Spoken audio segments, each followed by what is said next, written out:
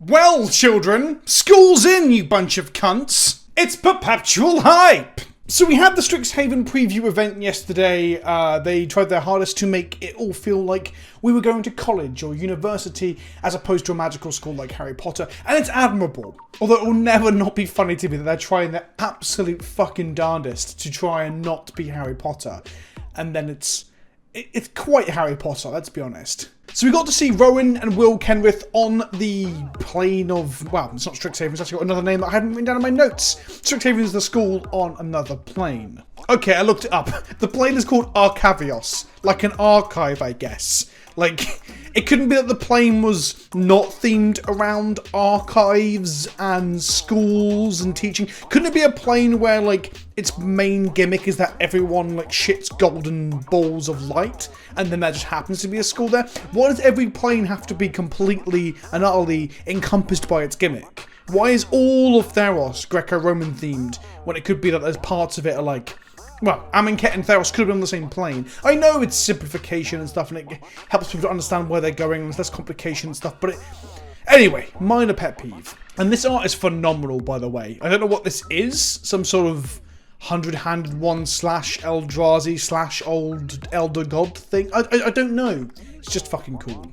Does remind me of the Eldrazi though. Anyway, back to Rowan and Will. They are a modal double-faced card, which is interesting. So this just tells us that not every MDFC is going to be something that transitions or changes, like a creature that transforms or a spell that is very much in tune with a certain part of a plane. In this case, it is two different people, Rowan and Will. They are twins, but they are two separate sides of the same coin. Rowan and Will both make spells cost less. Rowan can do some things. Honestly, I've read these cards and I've already forgotten what they do, and I don't care. Someone has commented in a previous video that Rowan or Will break Modern. I've screenshot the comment, and I will put it on screen in the next video I do on this if they do.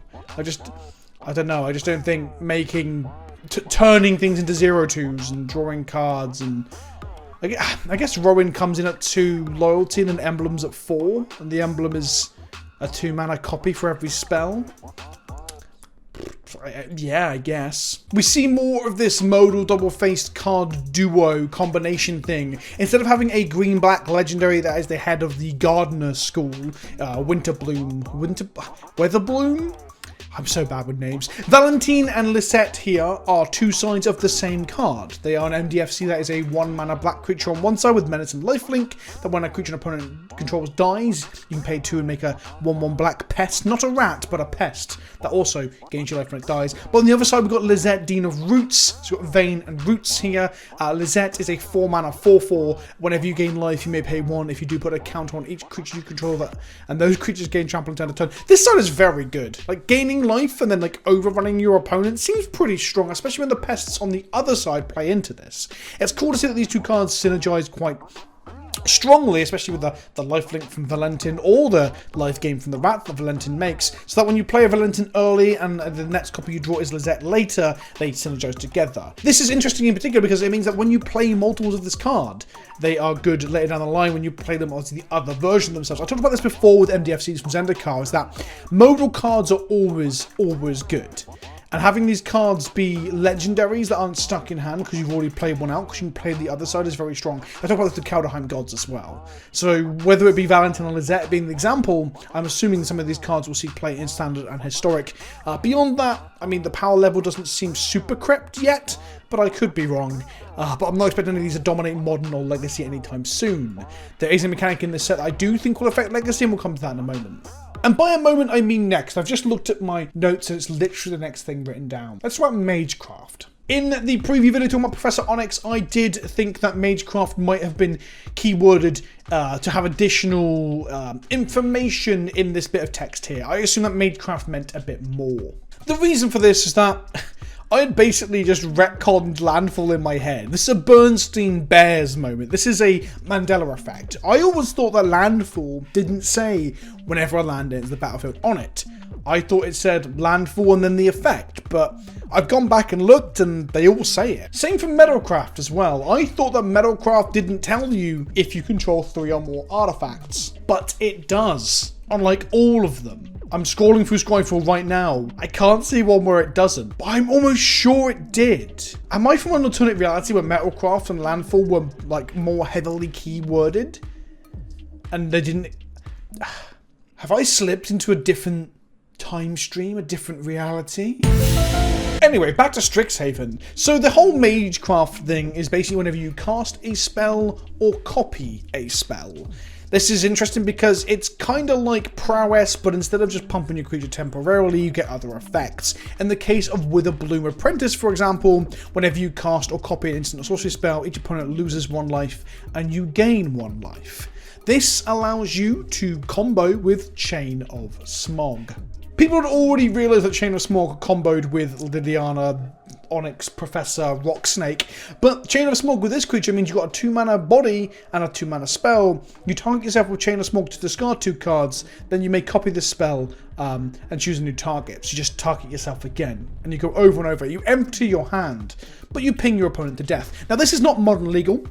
Chain of Smog is from Onslaught Block, famously where the fetch lands were from originally as well, so maybe we'll get an Onslaught remastered one day. Probably not. But Chain of Smog combo kills your opponent with this 2-mana creature. Now, I don't think this is too good for Legacy. Hell, it might not be good enough for Legacy. But I think it's interesting that that combo exists, and there will be other creatures and bodies that do a similar thing with Chain of Smog. This is perhaps the best one so far. We have things like Archmage Emeritus, which draws you a card, so it seems like a pretty solid commander for a mono-blue spell-based combo deck. And we have a lot of like limited filler kind of cards, like Prismari Apprentice over here. Whenever you cast a copy instant or sorcery spell, it can't be blocked this turn. And if the spell had a mana value of 5 or greater, put a +1/+1 counter on Prismari Apprentice. Basically, these are the cards that will be aggressive in some standard decks. They'll be playable in limited, and then we won't see much more of them. It's kind of like advanced prowess. It's really interesting that they decided to put the copy clause on there as well.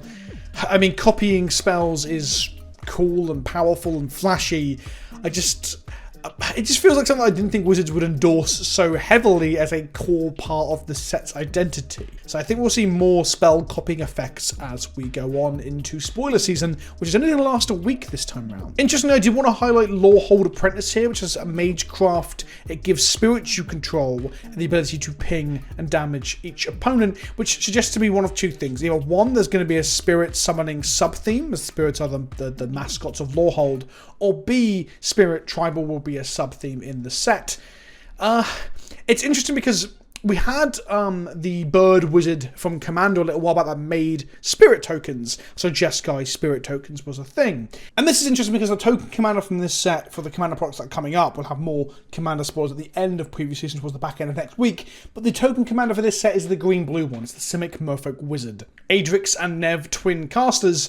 They have Ward, which is a keyworded version of the Frost Titan ability, with countering spells target opponents you control, or this permanent, unless the opponent plays 2. If 1 or more tokens would be created under your control, twice that many of those tokens are created instead. So you've got this theme of twins. They are twin casters. They are twins themselves. There's 2 of them and everything. It makes sense in green. I don't know if it makes sense in blue, but does that really matter to modern design sensibilities? It's just interesting that we saw tokens go elsewhere. We see the spirit token potential theme in the limited cards, and then we just got a token double in green-blue. It's not a problem or anything. I just thought it was interesting to point out. Then we got Learn and Lesson as mechanics revealed. Learn is a mechanic on spells like here Pop Quiz, an instant for 3 mana that says draw a card. The art for this is incredible. We see a young mage with evident concern on her face as she crams for some sort of exam. The flavor text is great as well. Today is Hydromancy. I thought it was Amphiromancy. I started for Amphiromancy. All that aside though, it draws a card and it learns. It learned us. I don't know what the verb would be. You may reveal a lesson card you own from outside the game and put it into your hand, or discard a card and draw a card. So it's even got a function when you haven't got spells in your sideboard, lesson cards that you can summon. Lessons appear to be primarily colourless, if not all colourless. I think there's a green-black one. Yeah, Pest Summoning here. This is a green-black one.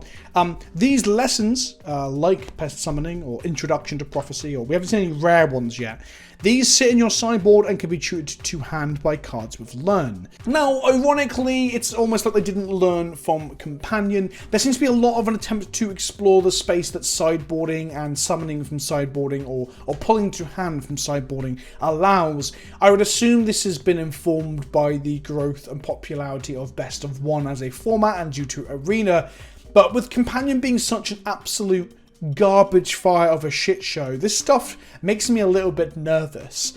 I mean, straight up, we aren't casting those spells with a learn mechanic. If it allows you to just cast it out of your sideboard, that'll be a whole different story. So it is putting it into your hand, it is adding tutor, it is having Best of One. These things won't affect formats like Gladiator or Commander that don't have those sideboards, formats that I play a lot more than Standard.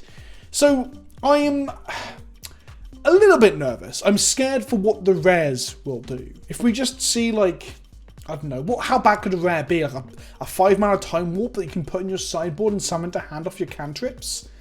Ugh. What I did see pointed out by Erin on Twitter is that First Day of Class seems to be a pretty fucking good toy for Dredge. That's right, the meme, Dredge has a new toy, is alive and well. For 2 mana, whenever a creature enters the battlefield under your control this turn, put a +1/+1 counter on it and it gains haste until end of turn, and then you'll learn. Which importantly here is discard a card, then draw a card. The reason it's important is because if you're discarding the card, then drawing the card, it means you can discard a Dredge enabler like Golgari Grave Troll, and then put it back into hand and mill 6. And then, if you hit Narcomoebas and Prized Amalgams, or Blood Gusts, and you hit a landfall trigger, all these things will enter the battlefield with a +1/+1 counter on them and haste. First Day of Glass might legitimately be a Dredge card. Perhaps maybe not in Vintage or Legacy, but I can see modern Dredge playing this. I'm not sure if it replaces Cathartic Reunion, because Cathartic Reunion fuels you with so much gas, and you don't have Golgari Grave Troll to get such a big hit off this, but I'm excited to give it a shot anyway. Then we got the land cycle. With Vine Glimmer Snarl, Necro Blossom Snarl. They've all got this like thematic feel of twirling, whirling energy and land and shit. Geomancy, I don't fucking know. But this is the reveal cycle that started in Shadows of Innistrad and now is finished, completed with the these are the ally color, I want to say. Yeah, ally color versions in this set. I never get that right, just looked it up. These are the enemy colours, right? I always have to look at the back of a Magic card to know. If you don't know what the fuck I'm talking about, on the back of a Magic card you can see the enemy and allied colour pairs. Allied colour pairs are the pairs that are to your left and your right of your colour. So in this case, as you can see here, white is allied with green and blue, where its enemy colours are red and black.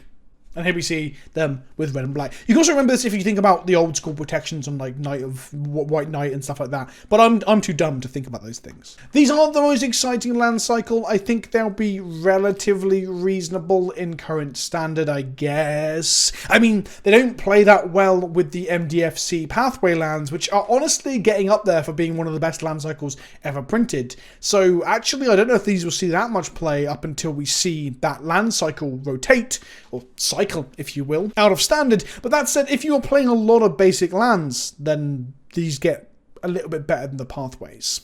And then we found out that we're getting some Elder Dragons.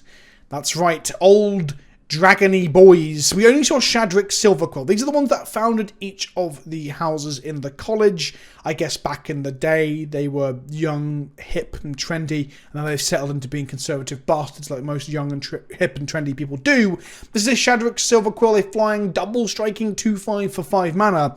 At the beginning of combat on your turn, so not an ETB, so you have to get to combat on your turn and doesn't have haste, so this makes me think the red one might be pretty good if it does have haste and has a similar ability. But on the beginning of combat on your turn, you may choose 2. Each mode must target a different player. You can create a 2/1 white-black creature, inkling creature. The interesting thing here is that it's target player, so it can be you, it can be your opponent, or in Commander, you can use this politically, which is fun because it's an Elder Dragon. Don't forget, Commander is originally named after Elder Dragon Highlander. Its other abilities are draw a card and lose a life, and target player puts +1/+1 counter on each creature they control. In some ways, it reminds me of Rankle that I played with earlier today on Arena, although I guess Rankle is all downside, and these are all pretty much upside if targeting yourself. Seems quite powerful, but not like bomb mythic levels of unbeatable. I mean, I wouldn't want to play against it in limited, I guess. Interestingly, this has double strike and it's not on hit, it's at the beginning of combat. So you get to trigger these things before moving to combat, like putting counters on your creatures, for example. I think this is a good indication that I feel that Strixhaven is a downturn in power level so far. We might see some absolutely busted shit over the course of the next week. This all screams to me that we're on a downturn of power level, and it's welcomed, honestly, after how ridiculous the power creep has been for Magic the Gathering over the last year or 2 years. There's still a lot of previews to go. We could still get our Oko, Uro, Underworld Breach or whatever fucking nonsense they end up putting out. So there's still time, but so far nothing screams to me broken. There's just some quite efficient cards, some powerful but not busted cards. My preview, by the way, I've got a preview, is on Monday, so make sure you check out the channel then, or like and subscribe. Smash that bell. So that's Strixhaven previews. That's it. Smash the like button. Let me know in the comment section down below what you think. Are there some previews that I didn't highlight in today's video that you think I should have done? I'm not going to go through every fucking card. I've got other things to do. I've got to, well, crack that box of Time Spiral Remastered for a video and get my jab today. It's a busy day. I'll see you in the next one. Ta-ta for now.